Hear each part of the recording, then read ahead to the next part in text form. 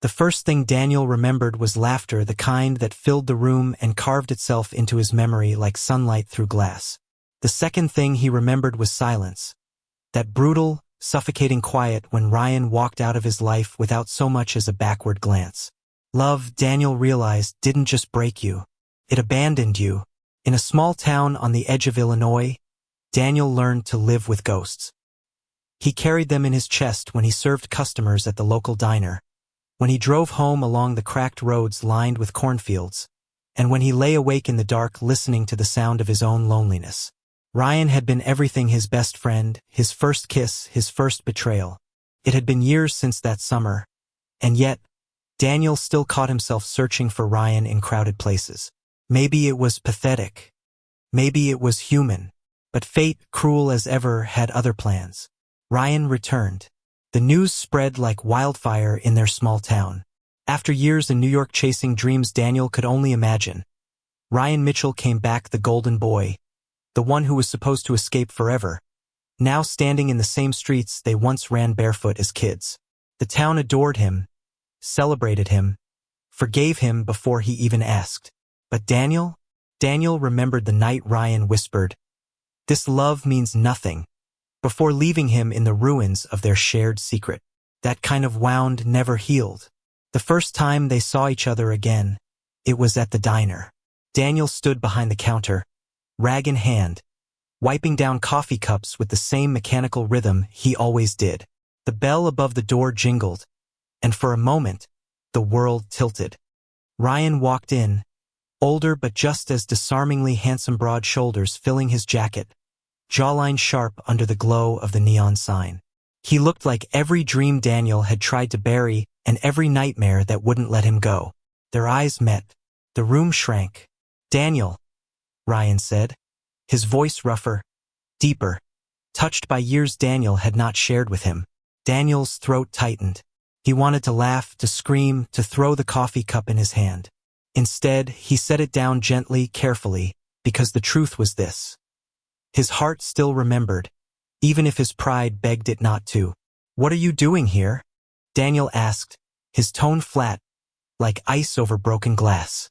Ryan hesitated, and in that silence Daniel heard every apology he hadn't given, every goodbye he hadn't said. "Came back to fix things," Ryan muttered, almost too low for Daniel to catch. Daniel's lips curved into something that wasn't quite a smile. "Fix things? Ryan, you didn't leave a broken chair behind. You left me." The diner filled with a silence so heavy it suffocated them both. Customers went on sipping coffee, forks scraping plates, oblivious to the storm crackling between the two men. For the rest of the shift, Ryan sat in the corner booth, watching Daniel move, his hands steady, his face blank, his heart guarded behind walls Ryan himself had built.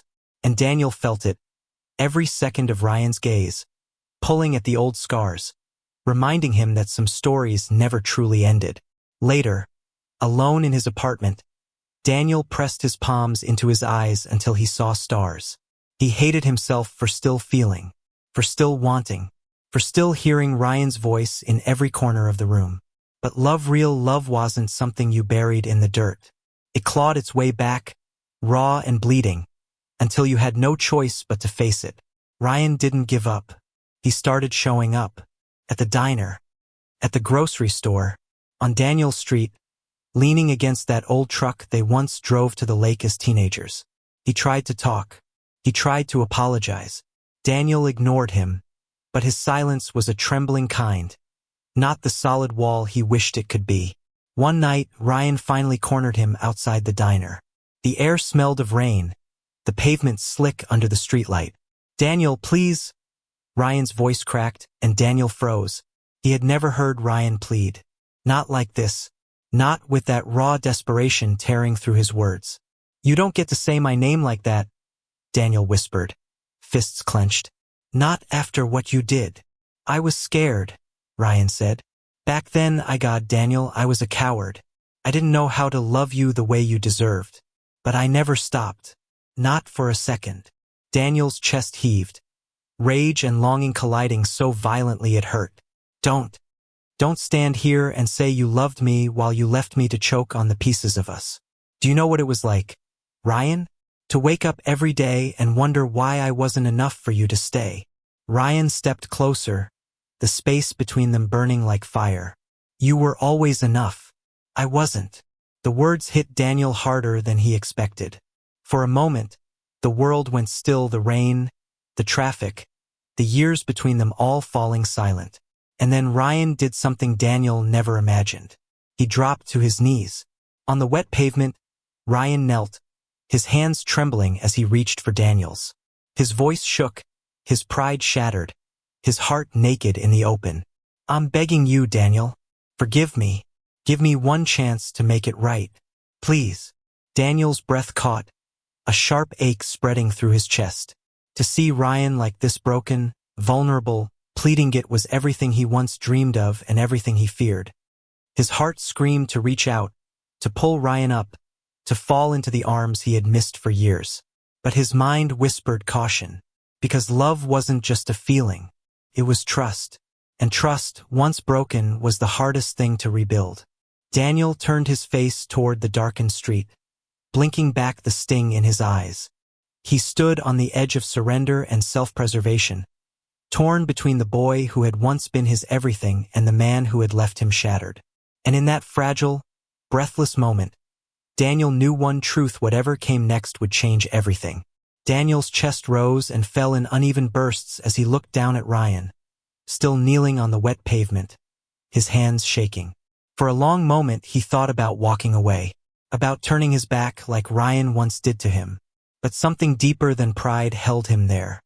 Something he had never been able to shake, no matter how many nights he tried to drink it away, no matter how many mornings he forced himself to forget. Love. The kind that didn't listen to logic. The kind that refused to die no matter how much it hurt. Daniel crouched down slowly, the rain pattering softly on their shoulders. You can't just come back here and expect me to hand you my heart again. It doesn't work like that, Ryan. Ryan's eyes glistened, his voice cracking as he whispered, Then let me earn it. Let me fight for it. I'll do anything. For the first time in years, Daniel saw him stripped of everything: his confidence, his arrogance, the careless boy who once thought love was a weakness. Now Ryan looked like a man who had lost everything and knew it. Daniel exhaled shakily. I don't know if I can trust you. Ryan reached up, not touching, just hovering close enough that Daniel could feel the heat of his hand. Then let me prove it, one day at a time. No lies, no running. The silence between them stretched, heavy with history, but lighter than it had ever been. For the first time, Daniel didn't feel like he was drowning in it. Weeks passed, and true to his word, Ryan didn't leave. He showed up not just with flowers or apologies, but with consistency. He fixed Daniel's porch steps, drove him to work when the truck broke down, sat quietly with him on nights when the loneliness threatened to swallow him whole. It wasn't grand gestures. It was small, steady things. And slowly, painfully, Daniel began to believe again. One evening, under the wide expanse of a Midwestern sky, Daniel finally let the dam break. They were sitting on the hood of Ryan's old truck, stars scattered above like secrets too big to hold. You hurt me more than anyone ever could, Daniel whispered, voice trembling. Ryan turned to him, regret etched deep in his face. And I'll spend the rest of my life trying to heal that hurt, if you let me. Daniel swallowed hard. Then, before doubt could drag him back under, he leaned in. Their lips met, hesitant at first, then desperate, as if trying to stitch together every broken piece they had left. It wasn't perfect. It wasn't easy. But it was real. And real was enough. Months later, they stood hand in hand at the edge of the lake where everything had once begun. The air was cool, carrying the scent of summer grass, the water shimmering gold under the fading sun. Ryan squeezed Daniel's hand, grounding him, anchoring him. I used to think love made me weak, Ryan said softly. But losing you taught me it's the only thing that makes me strong.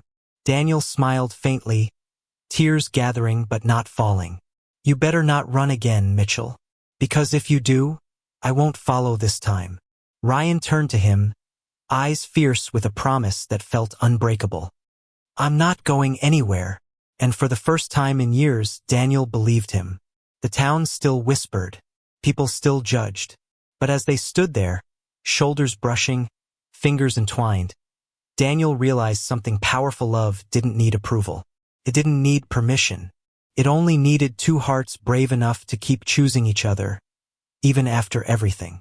As twilight deepened and fireflies lit the grass around them, Ryan pulled Daniel closer, pressing a soft kiss to his temple.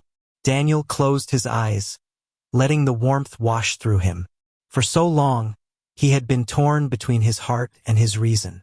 But now, as Ryan's arms wrapped securely around him, Daniel finally understood. Sometimes the bravest thing you can do is let yourself love again. And in that fragile, fleeting moment, with the world spread wide before them, Daniel allowed himself to choose happiness. Not the perfect kind. Not the easy kind. But the kind worth fighting for. The kind worth staying for. The kind that had always been Ryan. Thank you for listening. Don't forget to like and subscribe to stay updated with the latest videos.